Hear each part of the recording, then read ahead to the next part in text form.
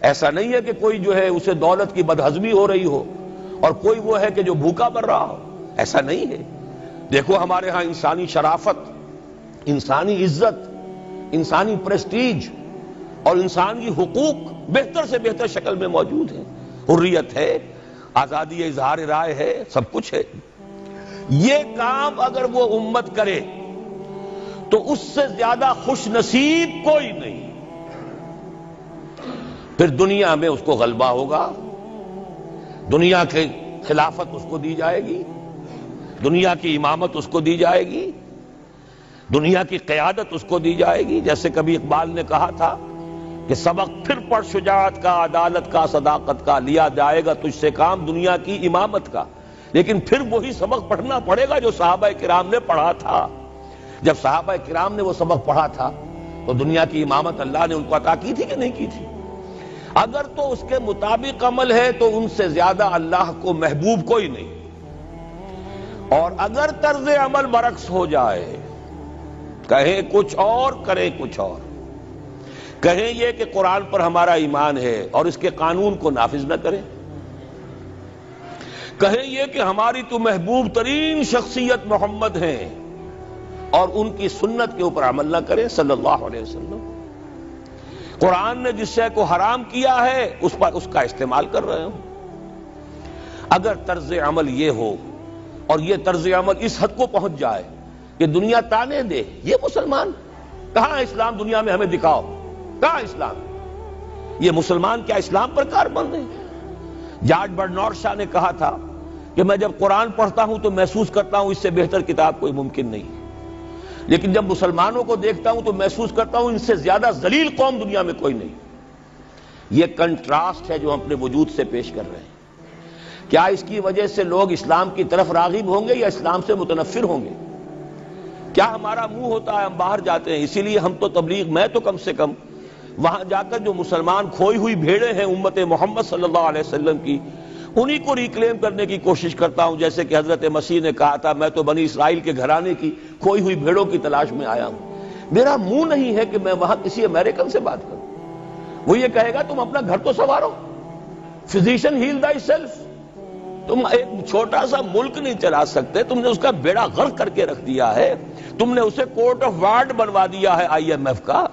ہاں یہاں تو گھڑی گھڑی جو ہے قرقمین آتے ہیں آئی ایم ایف کے اور ورلڈ بینک کے قرقی کرنے کے لیے، ہر روز ایک نئی قرقی ہو رہی ہے، ہر روز جو ہے آج پھر گاڑیوں کا کرایہ بڑھ رہا ہے، بجلی کا کرایہ قرقی ہو رہی ہے۔ عوام کے اندر جو بھی راہسا رہ گیا اسے بھی چوسنے کا اور کشید کرنے کے لیے ایک حکومت کو گرا دو، وہ تو بدنام کر دی گئی، دوسری حکومت لے آؤ اس کے ہاتھ میں کچھ کام کروا لو، وہ بدنام ہو جائیں گے تو ان کو بھی ہٹا دینا۔ ان کا کیا کھیل ہے؟ یہ کھیل کھیلتے رہیں گے اور اس میں یہ ہے کہ اپنی قرقیاں کرتے چلے جاؤ۔ یہ حال اب کیا میرا منہ ہے کہ میں جا کر وہاں بات کروں؟ تم اپنے گھر کو دیکھو، تم اپنے ملک کو دیکھو، ایک وہ ہے جنہیں تصویر بنا آتی ہے، ایک تم ہو کہ لیا اپنی بھی صورت کو بگاڑ۔ ایک ہی ساتھ تم آزاد ہوئے تھے، ہندو بھی تھے کہ نہیں تھے؟ انہوں نے اس ملک کو بنایا ہے، اپنی معیشت کو، اپنی اکانومی کو اپنی بنیادوں پر، اپنے پاؤں پر، اپنے پیروں پر کھڑا کیا ہے۔ آج جو ہے وہ ایک منی سپر پاور بن چکا ہے، اور وہ کہ ڈرتا تھا پاکستان دو طرف سے ہمیں جو ہے قابو میں کر لے گا۔ پہلے تقریباً 20 برس جو ہیں ہندوستان کے، بھارت کے کانپتے ہوئے گزرے ہیں پاکستان سے، اب 30 برس سے جو صورتحال ہے وہ آپ کو معلوم ہے۔ تو صورت یہ ہے کہ جب کوئی قوم جو امت مسلمہ ہو یہ طرز عمل اختیار کرتی ہے تو عذاب اس پر آتا ہے۔ بڑی کڑوی بات ہے، آج عذاب کفار پر نہیں آ رہا، وہ تو اللہ تعالیٰ ان سے آخرت میں نبٹ لے گا، اور آخرت تو ہے ہمیشہ کی، بڑا سو عذاب تو وہیں کا ہے۔ وَلَعَذَابُ الْآخِرَةِ أَكْبَرُ لَوْ كَانُوا يَعْلَمُونَ۔ دنیا میں کفار پر عذاب آتا تھا جب کوئی رسول بھیج دیا جائے، اب رسول آئے گا نہیں، ایک ایکسیپشن ہے وہ بعد میں بتاؤں گا، لیکن اب دنیا میں جو عذاب آتا ہے وہ مسلمان امت پر آتا ہے۔ اب اس کو چونکہ بات بہت کڑوی ہے، تھوڑا سا میں اس کے اندر آپ کے لیے سمجھنا، حلق سے اتارنا اس کڑوی گولی کا آسان کر دوں۔ دیکھیے ہم سے پہلے بھی ایک امت مسلمہ تھی کہ نہیں؟ ہماری عمر جو ہے امت مسلمہ کی حیثیت سے ابھی 1400 برس ہوئی ہے، 1417 سن ہجری چل رہا ہے نا۔ اس میں آپ اور حضور کی بعثت 12 برس اور، تو 1430 برس سمجھیے، اس لیے کہ اس وقت جب سے کہ وحی کا آغاز ہوا ہے۔ یہ ہماری کل تاریخ ہے، ابھی 1450 برس نہیں ہوئی۔ ہم سے پہلی جو امت تھی 2000 برس تک اسی مقام پر فائز رہی۔ وہ کون تھے؟ بنی اسرائیل۔ وہ موسیٰ کے امتی تھے، ہم محمد کے امتی ہیں علی نبینا و علیہ الصلوۃ والسلام۔ انہیں تورات دی گئی تھی، ہمیں قرآن دیا گیا ہے۔ نبی ہونے کے اعتبار سے افضل ترین نبی، رسول ہونے کے اعتبار سے اکمل ترین رسول، کتاب ہدایت ہونے کے اعتبار سے جامع ترین کتاب، نوع انسان را پیام آخری حامل او رحمت للعالمین۔ یہ اپنی جگہ تقابل ہے، لیکن ایک اور اعتبار سے دیکھیے، عمر اس کی طویل تھی 2000 برس، ہماری ابھی 1400 برس ہوئی۔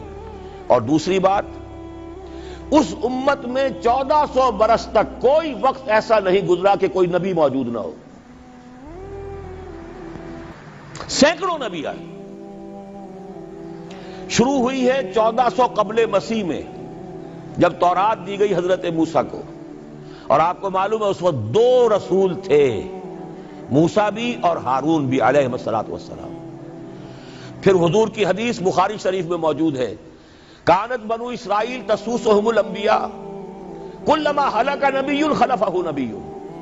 بنی اسرائیل کی سیاست اور حکومت جو ہے انبیاء کے ہاتھ میں ہوتی تھی۔ جب بھی کوئی نبی فوت ہوتا تھا دوسرا نبی اس کا قائم مقام، اس کا جانشین ہو جاتا تھا، جیسے داؤد کے بیٹے سلیمان۔ آخری جو نبی آئے ان کے ہاں وہ حضرت مسیح، اور ان کے ہم عصر حضرت یحییٰ علیہ الصلوۃ والسلام۔ تو یوں سمجھیے 2 سے شروع ہوا، 2 پر ختم ہوا، موسیٰ و ہارون، عیسیٰ و یحییٰ، درمیان میں 1400 برس، اور کوئی وقت ایسا نہیں ہے جب کہ کوئی نبی موجود نہ ہو۔ کیسی امت تھی! اسی لیے میں نے آپ کو بتایا، قرآن مجید میں سورہ بقرہ میں 2 جگہ فرمایا ہے، یا بنی اسرائیل اذکروا نعمتی التی انعمت علیکم وانی فضلتکم علی العالمین۔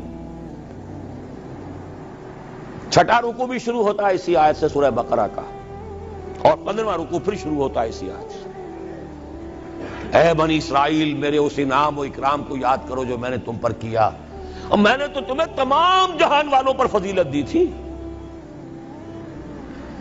لیکن وہی بنی اسرائیل جب ان کا طرز عمل کیا ہوا، شریعت کو پس پش ڈال دیا، نبذ فریق من الذین اوتوا الکتاب کتاب اللہ وراء ظہورہم مثل الذین حملوا التوراۃ ثم لم يحملوها كمثل الحمار يحمل اسفارا۔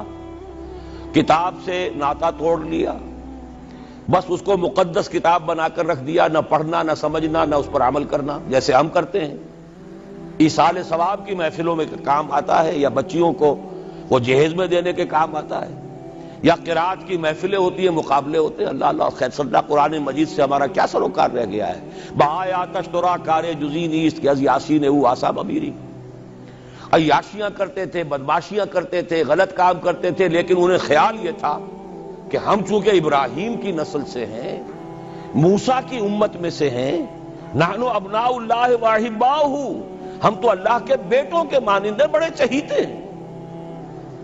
اسی پر اللہ نے فرمایا فَلِمَ يُعَذِّبُكُمْ بِذُنُوبِكُمْ بَلْ أَنْتُمْ بَشَرٌ مِّمَّنْ خَلَقَ۔ ایسے ہی تم چہیتے اور لاڈلے ہو تو اللہ تعالیٰ تمہیں عذاب کیوں دیتا رہا ہے؟ تمہیں نیبوکڈنیزر کے ہاتھوں پٹوایا 600 قبل مسیح میں، یوں سمجھیے تقریباً وسط میں آتا ہے یہ معاملہ۔ 1400 قبل مسیح میں تورات دی گئی، اور سمجھیے کہ ایک مسیحی میں حضرت مسیح آ رہی ہے 30 سن عیسوی میں، ان کے درمیان تقریباً وسط میں اشیریوں کے ہاتھوں پٹوایا اور اب بابلیوں کے ہاتھوں پٹوایا۔ بخت نصر جس کو کہتے ہیں، نیبوکڈنیزر، 6 لاکھ یہودی اس نے قتل کیے یروشلم میں، 6 لاکھ کو قیدی بنا کر لے گیا، ہیکل سلیمانی گرا دیا گیا جو کہ ان کا کعبے کے درجے میں تھا، اور یہ کہ کوئی ایک متنفس نہیں بچا یروشلم میں، کوئی 2 اینٹیں سلامت نہیں رہی۔ انہیں لے گیا بیبیلونیا میں، کیپٹیوٹی، پیریڈ آف کیپٹیوٹی۔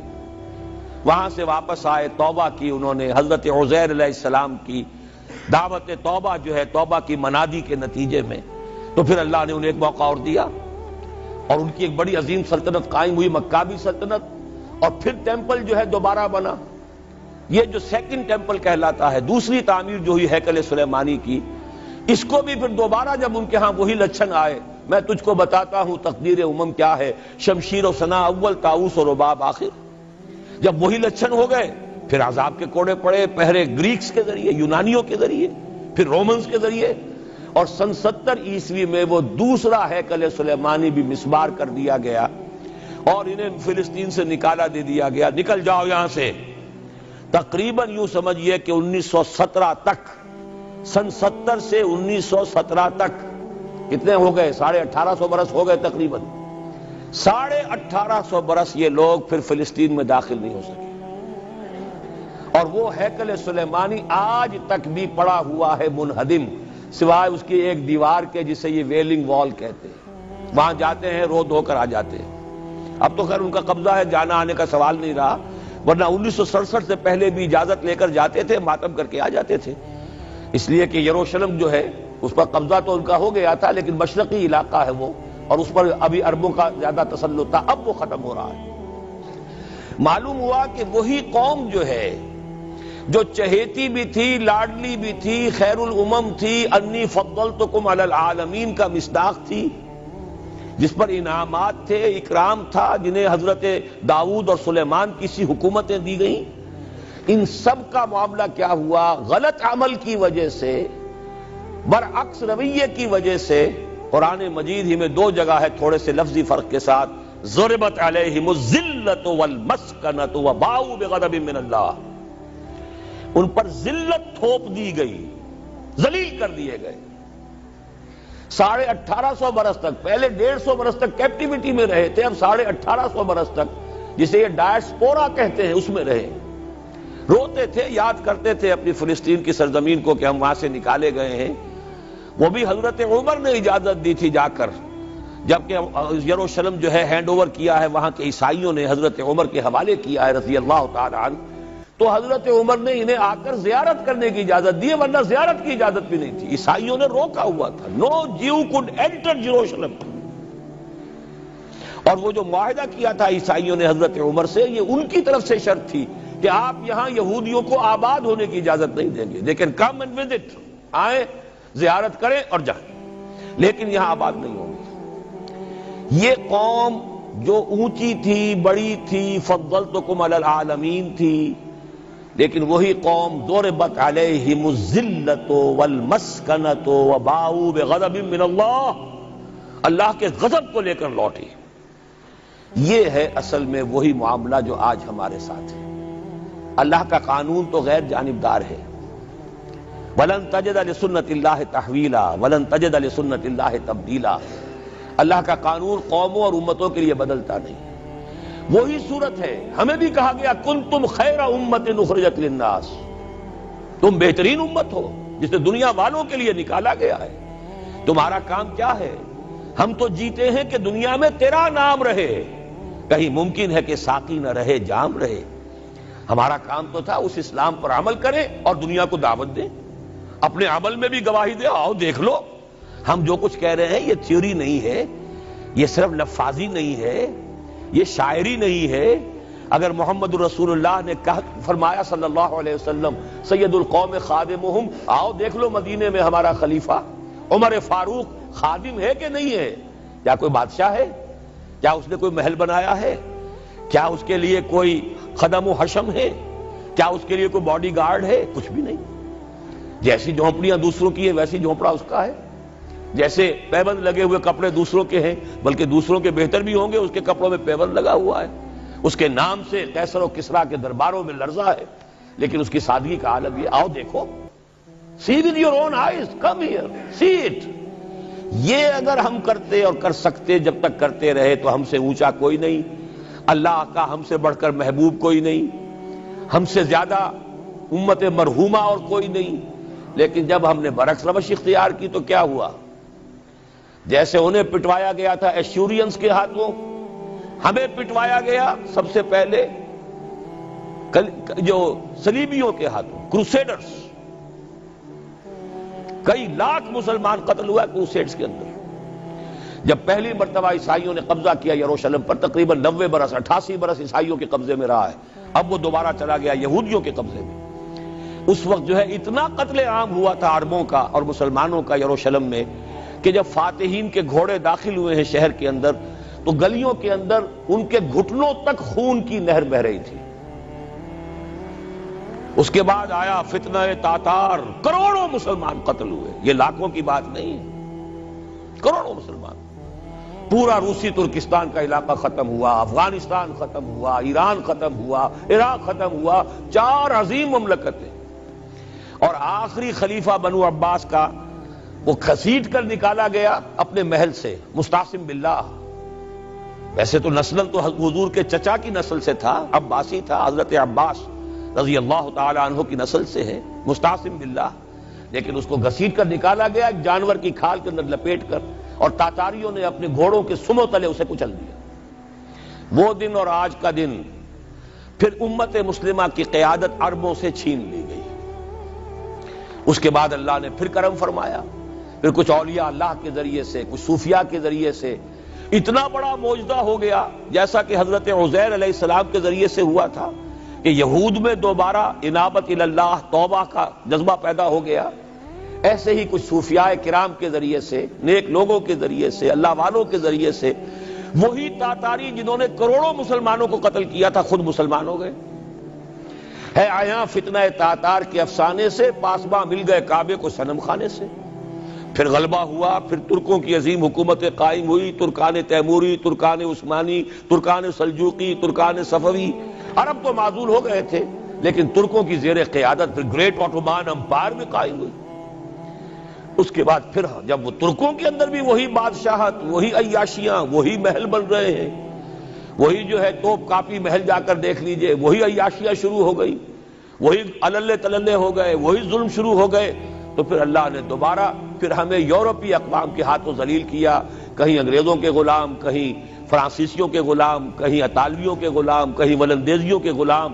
پورا عالم اسلام اس صدی کے آغاز میں پہلی جنگ عظیم کے بعد پورا عالم اسلام غلامی میں تھا، سوائے نجد کا ایک علاقہ تھا کہ نجد میں ابھی تیل برآمد نہیں ہوا تھا، ورنہ سب سے پہلے پنجے وہاں گڑتے، وہاں ریت میں جا کے لینا کیا تھا۔ باقی تو یہ ہندوستان غلام ہے، انڈونیشیا غلام ہے، سب کے سب یہ جاوا، سماٹرا، چلتے جائیے سب غلام ہیں۔